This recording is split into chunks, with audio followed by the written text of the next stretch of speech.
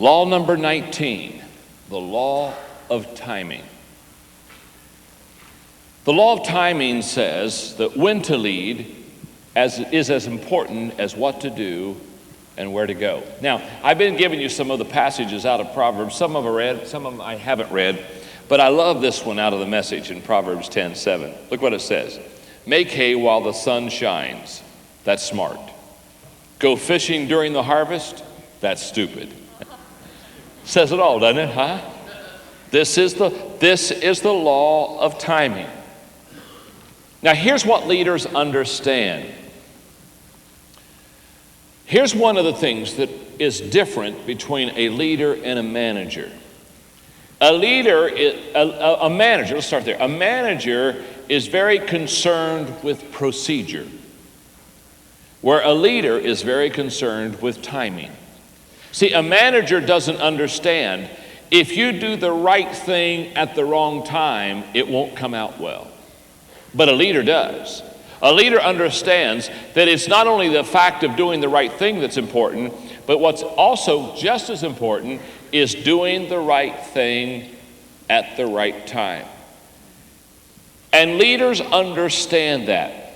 An example that I gave you the other day on another law of leadership was the Isaiah Thomas story, where Isaiah said that he was taught by Coach Knight that you read and respond, you read and respond. Now, here leaders, this law of timing, leaders are very comfortable with this law because they realize that there is going to be a right time to do something, but there's also a wrong time, and they're willing to wait.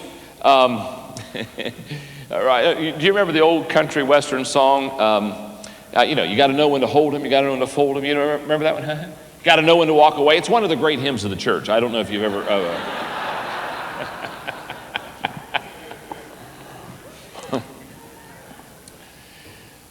The guy who wrote that song understood timing. He understood that there is a time to sow and a time to reap. There's a time to laugh and a time to cry. There's a time to be born. There's a time to die. And he understood timing to the extent that, see, leaders take advantage of timing, whereas most other people, because they don't understand the law of timing, they are more often hurt than helped by it. Now, by the way, the law of timing is a cousin of the law of intuition. The law of timing and the law of intuition, they're in the same family. So the better you are in the law of intuition, the better you are with the law of timing. Now, the law of intuition really favors natural leadership gifts, whereas the law of timing favors natural leadership gifts too. But if you are intuitive, you'll really take the best use of timing. Now here's how I can always know if a leader is a real leader. A good leader will get more advantage out of timing than disadvantage. Whereas a non-leader sometimes will have the advantage of timing and sometimes will have the advantage or disadvantage of bad timing. Let me see if I can explain this well. I'll try. I'll do my best. Okay. My brother taught me. My brother is very good in business, and he said, John, here's the way this works.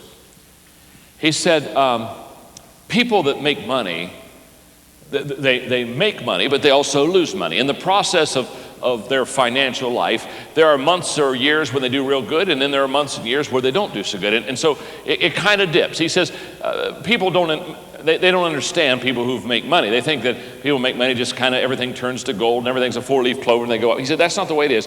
He said, people that are financially usually successful, they'll have their good days and they'll have their bad days. They'll have times when they make good money, they'll have times when they lose it. Now, he said the difference is all in the area of timing. He said, a good business person, what they will do is when they're making good profits, they'll do everything they can to pour their time, energy, resources into maximizing those profits. In other words, they'll really, once they see the profits are coming, they got that momentum, that financial momentum, they'll stoke the fire and do everything they can to just keep that momentum going. Does that make sense? He said, here's what they do. They put their total effort into maximizing the profits. He said, now, when it turns the other way, and all of a sudden the business isn't doing good and you're starting to lose a little bit, he said, here's the difference between a good businessman and a bad businessman. The good businessman loses money just like the bad businessman does, but he said that here's the difference. He said the good businessman, when they start losing, they cut their losses quick. And he said, that's the difference. He said, if you see somebody that are just trying to hold on, well, we're going to make it. I know that we're in deficit, but next month it's going to get better. He said, poor businessmen, they hold on and hold on and hold on until they go down with the financial Titanic. It's a law of timing. It's the ability to maximize your profits and minimize your losses. Now, that's not only true in the financial world, that's true in the church world. When you've got the big mo going for you. Let's go back to that for a moment, the law of the big mo. When you got the law of the big mo going for you, you do everything you can to stoke the fire and put energy into it. But there are times when the tide turns. By the way, the time you rest is when things are going bad, not when things are going good. And most people do exactly opposite. Most people, when things are going good, they say, oh, well, wow. Oh man, wow, okay, that was, we're right on top. Now let's just sit down. No. That's the time you keep running because you're trying to maximize momentum. You see, this is all in the process of the law of timing. And what I was sharing with you earlier is this. In the law of timing, if you're a good leader, you will maximize the good times and you'll minimize the bad times. Now, if you're not a good leader, whatever timing is, when it happens to happen to you, if it's good, you benefit, and if it's bad, you lose. And so I often say, here's another way to teach this. I often say that, that timing is a double-edged sword. It can bless you and it can curse you. Now, here's the way it works. If you're a good leader, it will bless you more than curse you. If you're not a good leader, it'll probably curse you more than bless you. But it's possible not to be a good leader and to catch the wave and really go to the top, just as it's possible, I suppose, to be a good leader and catch a bad wave and go to the bottom. But this law of timing is something you need to study and understand. In my book, The 21 Irrefutable Laws of Leadership, I give an illustration I think is so classic. I haven't really on this video talked much about the book itself because the book, The 21 Irrefutable Laws of Leadership, is meant to complement these videos, and it's also meant to complement the 21 tapes or the 22 tapes with the 21 laws. Because I want you to have three different ways to learn the laws. I want you to read the book so you understand them. I want you to watch the videos so you can teach them to your team. But then I want you to listen to the tapes so you can apply the laws. So all I'm trying to do is stack leadership up for you. I'm trying to position you so you can be successful. And in the 21 Laws book, I talk about Jimmy Carter, who was president of the United States after Gerald Ford. Now, this is a classic example of the law of timing.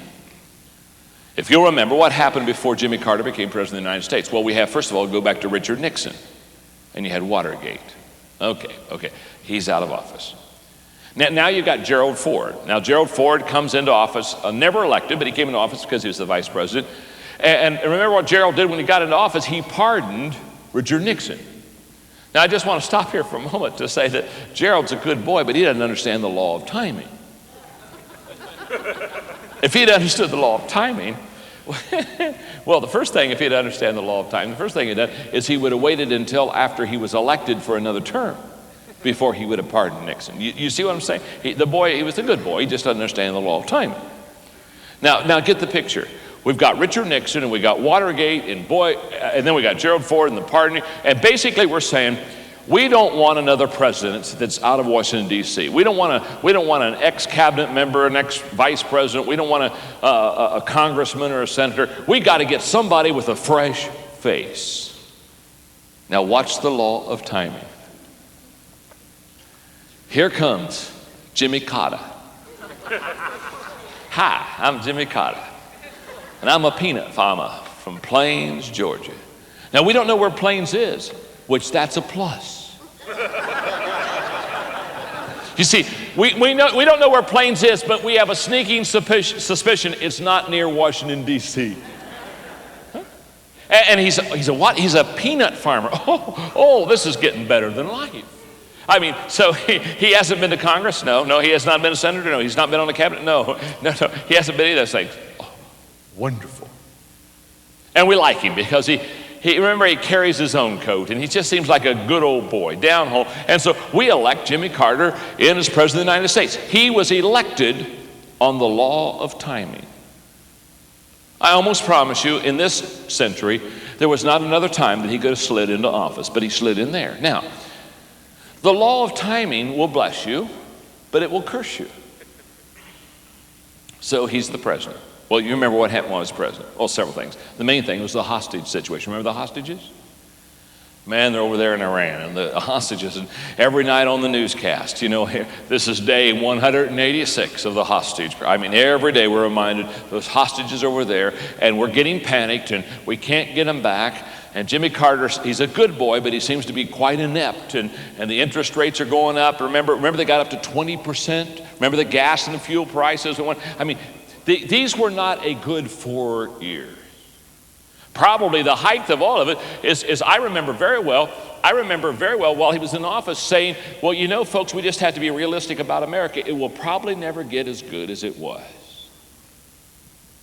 Well, what he didn't realize is he let the air out of everybody's balloon. Well, you know what happened? 4 years later, Jimmy's gone.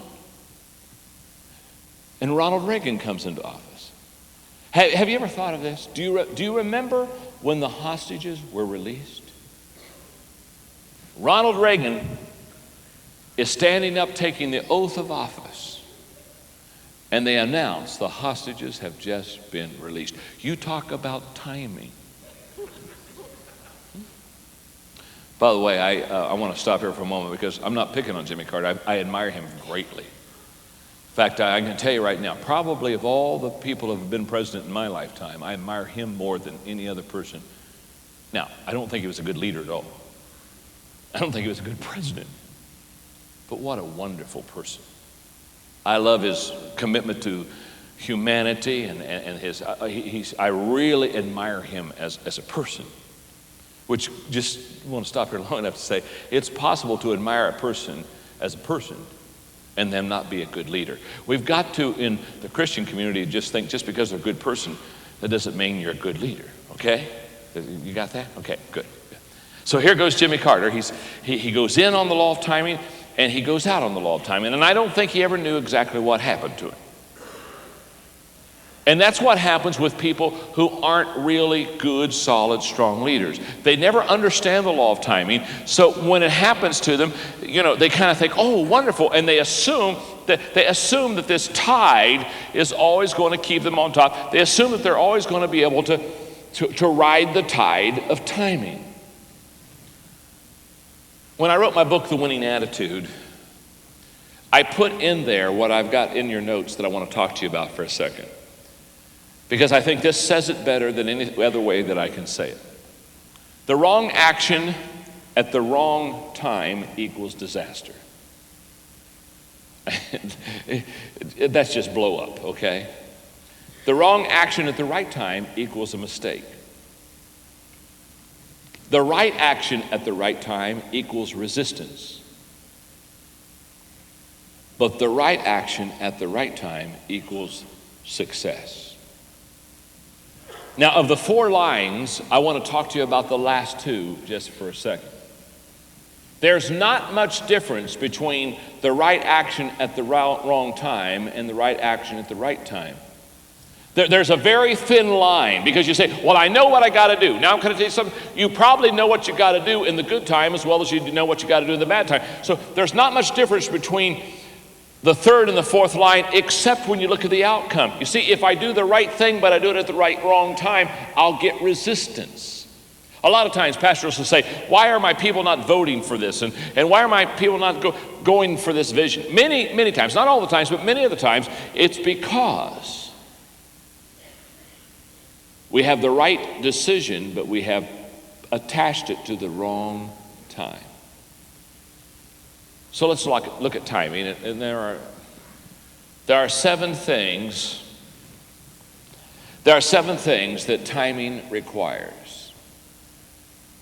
Number 1 is maturity.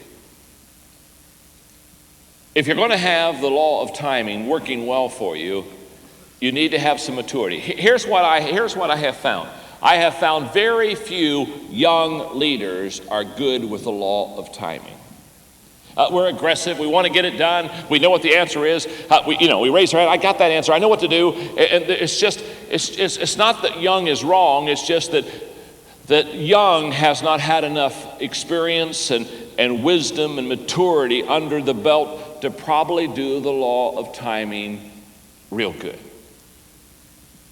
But as you have maturity, as you mature and as you grow, if you especially have developed your leadership skills, you'll get better at timing. When I started off in my ministry, every time I wanted to, when I had a good idea, I wanted to do it right now. And I had to learn that there are times when you have a great idea, but you have to sit on it for a period of time.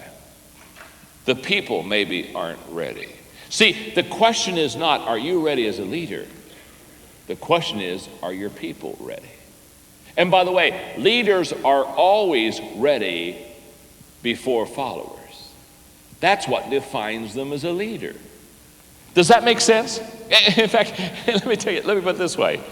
If your followers are more ready quicker than you,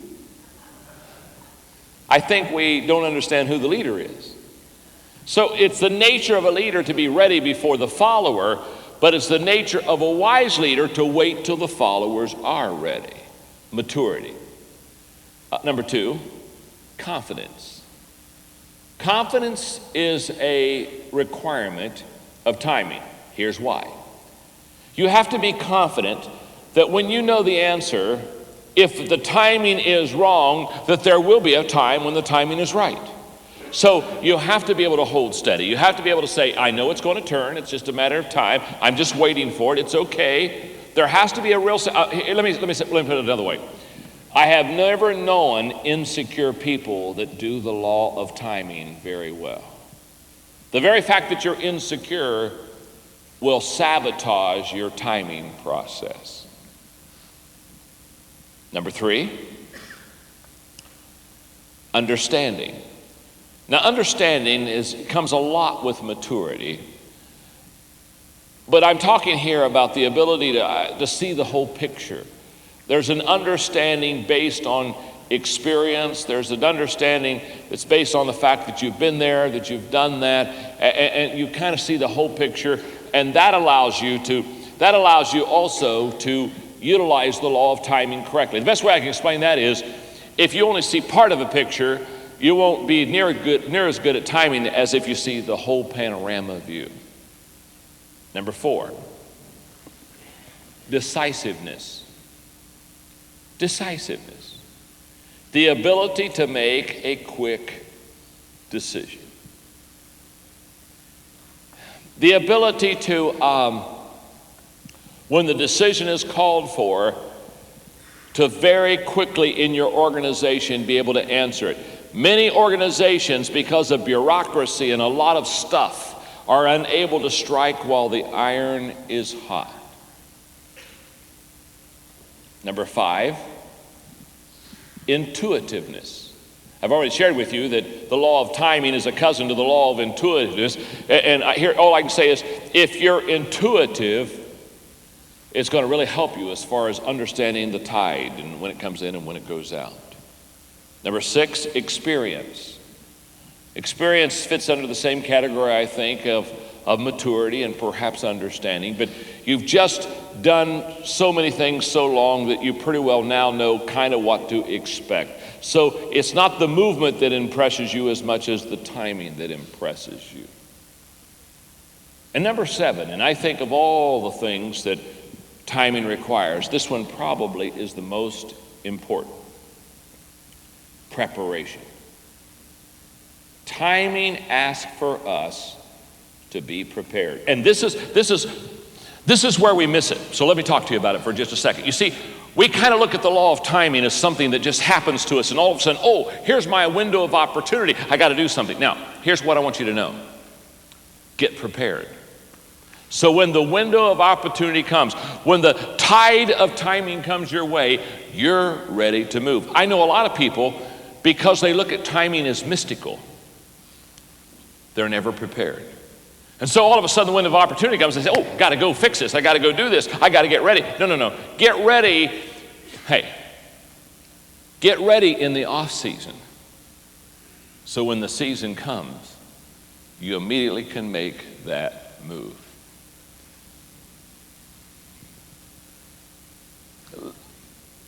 Who was it? One of the great leaders said, and I'm sorry because I can't pull his name out right now. But one of the great, I think it was Abraham Lincoln. I think Lincoln said this, but I'm not sure. You know, when you're not sure, you say either Benjamin Franklin, Will Rogers, or Abraham Lincoln. You understand? And in fact, if you just say Benjamin Franklin, people just take that as the gospel. You got what I'm saying? So, but I do think it was Abraham Lincoln who said, I will prepare, and perhaps my day will come. What Abraham Lincoln was basically saying is, if I'm ready, if I'm prepared, he said, when that timing hits me, I'm going to be ready. I'll be ready to strike. I'll be able to do that. Now, a classic example of preparation being the key to timing is, I've given you the illustration of our church in San Diego having to go through a zoning process of which for years we couldn't get the land zoned. So we had to go through major bureaucracy. We had to wait. We went through committee after committee. I mean, I don't even want to explain to you the time, the money, the effort, the energy, all the stuff that was wasted. But here's what I knew. What I knew is I had to keep raising money. Now, the challenge was I was raising money, and I couldn't even promise the people that the money they were giving for the land that we were buying, we could use. So every time I'd raise money, I'd always have to do this number. I'd have to say, now, folks, I want you to give sacrificially for this land, but I also want you to know this land's not zoned. Now, we think it's going to be zoned. We're praying that it's going to be zoned. We're believing it's going to be zoned. But we can't wait till it's going to be zoned. Now, here's the key on timing. Here's what. I couldn't wait all those years until the land was going to be zoned and then said, okay, folks, now we need the money. Because here's what I knew. I needed millions and millions and millions, and and let's count it up. I needed 35 of those millions. If I had to wait until the land was zoned, when it got zoned, I wouldn't have been able to do anything about it. So I had to prepare and work in the off season so that when the timing hit and when the land was zoned, and the day the land was zoned, folks, by the way, the day the land was zoned, it was already paid for. The day the land was zoned, we had already paid for all the permits. The day the land was zoned, we had already put the money in the bank for all the grading.